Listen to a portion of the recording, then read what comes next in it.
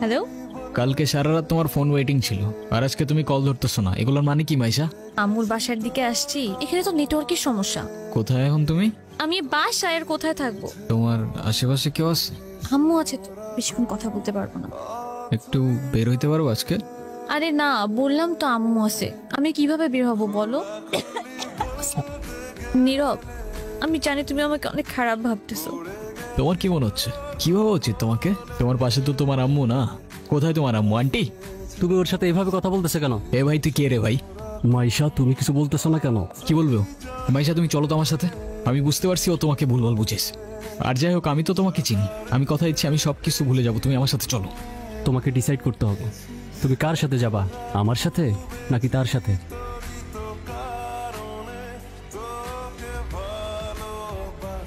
নীরব, নীরব, তুইগুলা কি করতেছস? পাগল হয়ে গেছস?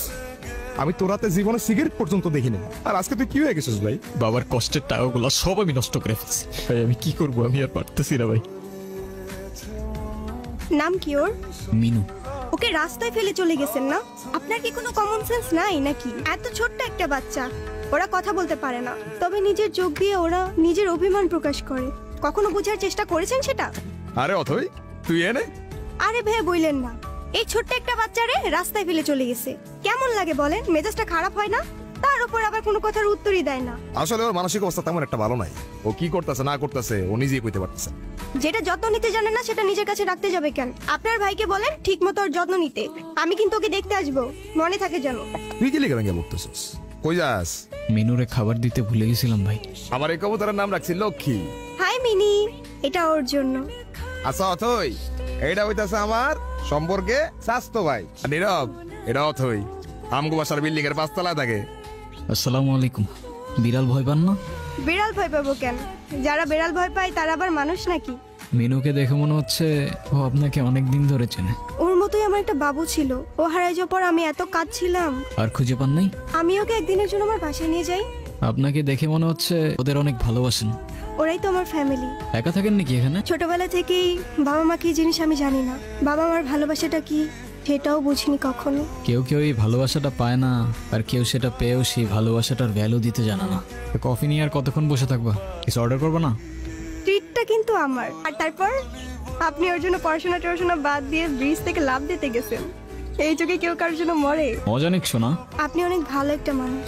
নিজের জীবনটা কিভাবে শেষ করে দিয়েন না। লাইফ সবাইকে একটা সেকেন্ড চান্স দেয়, হয়তো আপনাকেও দিবে, সেটাকে ইগনোর করেন না।